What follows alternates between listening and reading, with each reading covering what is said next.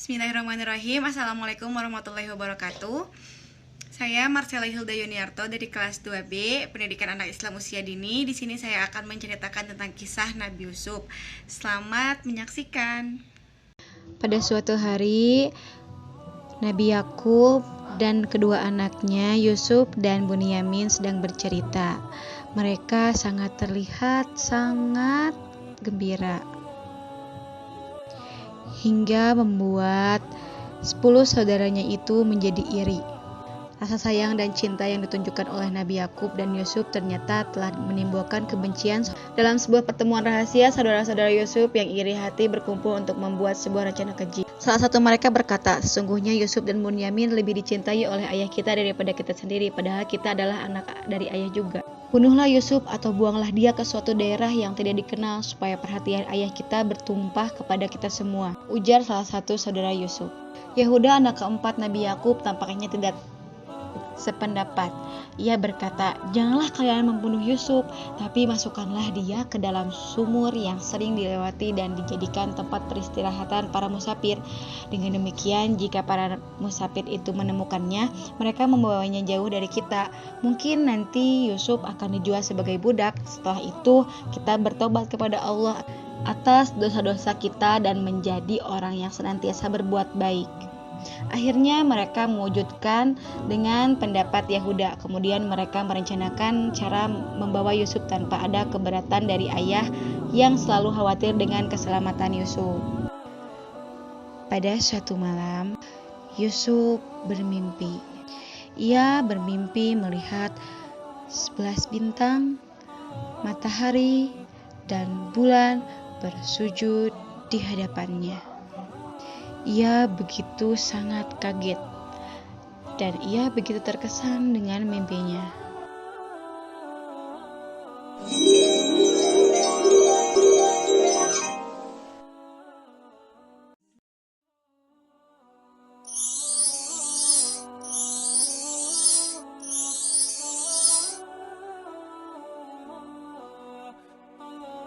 Hingga keesokan harinya Yusuf mendatangi ayahnya. Ia menceritakan mimpinya semalam. "Wahai ayahku, sesungguhnya aku bermimpi melihat 11 bintang, matahari, dan bulan. Kulihat semuanya bersujud kepadaku." Mendengar hal ini, Nabi Yakub begitu gembira. Yakub tahu bahwa mimpi anaknya tersebut bukan sebuah mimpi biasa. Itu adalah sebuah tanda bahwa suatu hari nanti Yusuf akan menjadi seorang yang dimuliakan oleh Allah dan manusia. Rasa sayang dan cinta Nabi Yakub terhadap Yusuf pun semakin besar. Akan tetapi ia khawatir jika saudara-saudaranya Yusuf mengetahui mimpi itu. Nabi Yakub pun berkata, "Hai anakku, janganlah kamu ceritakan mimpimu kepada saudara-saudaramu. Ayah khawatir jika mereka mengetahui hal tersebut, mereka akan mencelakakanmu." Lalu pada keesokan harinya, saudara-saudara Yusuf meminta izin kepada Nabi Yakub untuk mengajak Yusuf bermain ke tepi hutan untuk menikmati pemandangan. Pada awalnya Nabi Yakub ragu untuk memberi izin, akan tetapi setelah didesak oleh saudara-saudara Yusuf, akhirnya Nabi Yakub mengizinkan dengan memberi pesan kepada mereka agar berhati-hati dan menjaga adiknya tersebut. Esoknya berangkatlah rombongan putra Yakub kecuali Bunyamin karena masih terlalu kecil. Lalu pergilah mereka ke tempat yang sesuai direncanakan mereka kemarin. Setelah beberapa lama perjalanan yang menuju ke arah sumur itu, Yusuf pun kebingungan. "Mengapa kita berjalan ke arah sumur itu? Bukankah kita ingin pergi ke hutan untuk melihat pemandangan?" Dengan cepat mereka mengangkat Yusuf dan hendak melemparkannya ke dalam sumur. Yusuf meronta-ronta dan berusaha melepaskan diri. Akan tetapi cengkeraman saudara-saudara tersebut lebih kuat. Dilepaskanlah bajunya. Dengan tidak lama lagi mereka mengangkat Yusuf dan melemparkannya. Tertawalah semua kakak-kakaknya. Yusuf pun merasa sedih karena ia tidak bisa memanjat untuk bisa keluar dari sumur tersebut. Ia berusaha untuk memanjat sumur tersebut. Lalu mereka mengambil baju Yusuf tersebut. Dan mereka pun pergi meninggalkan sumur tersebut dan meninggalkan Yusuf di dalam sumurnya. Saat di perjalanan ada seekor domba, lalu mereka menangkap domba tersebut, menyembelihnya untuk mengambil darah supaya bisa dijadikan bukti bahwasanya Yusuf ditelan oleh serigala.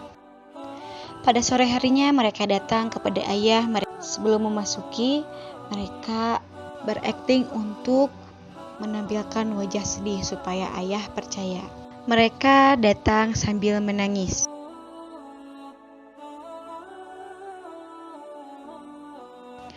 Ayah, sesungguhnya kami pergi berlomba-lomba dan kami tinggalkan Yusuf di dekat barang-barang kami. Lalu dia dimakan serigala. Dan kamu sekali-kali tidak akan percaya kepada kami, sekalipun kami adalah orang-orang yang benar. Lalu Nabi Yakub pun marah kepada mereka, karena mereka tidak menjaga amanatnya untuk menjaga Yusuf. Lalu anaknya memberikan baju yang telah dirumui darah. Mereka bilang, ini adalah baju yang telah dimakan oleh serigala. Dengan sedih Yakub pun berkata, sebenarnya hanya dirimu sendirilah yang memandang baik perbuatan yang buruk itu. Maka hanya bersabar itulah yang terbaik bagiku. Dan hanya kepada Allah memohon pertolongannya terhadap apa yang kamu ceritakan. Yakub tahu mereka itu sedang bohong, namun anak-anaknya mengelak. Hingga setelah beberapa hari berlalu, Nabi Yakub pun tetap sedih. Ia memikirkan bagaimana Yusuf. Tidak henti-hentinya ia menangis. Bahkan ia hingga tidak mau makan dan ia sangat terpuruk. Ia pun suka mencium baju yang telah berlumuran darah itu, selalu mengingat Yusuf. Hingga pada suatu hari, penglihatan Nabi Yakub tiba-tiba menjadi buram dan perih. Pada saat itu, ia meminta tolong. Mataku, mataku. Lalu Bunyamin menghampirinya. Ayah, kenapa? Setelah itu, Nabi Yakub tidak bisa melihat. Ayah, tolong ayah, sorak Bunyamin. Lalu datanglah kakak-kakaknya. Mengapa ayah? Setelah melihat ayah buta, mereka kaget. Lalu mereka pun merasa bersalah ketika melihat ayah buta, dan ia meminta maaf kepada ayah atas kepergian Yusuf yang membuat ayah menjadi sedih dan tidak henti-hentinya untuk bernangis. Kan pada kisah Yusuf ayat ke-6. Bismillahirrahmanirrahim. Wa kadzalika yajtanibaka rabbuka wa yu'allimuka min ta'wilil ahadithi wa yutimmu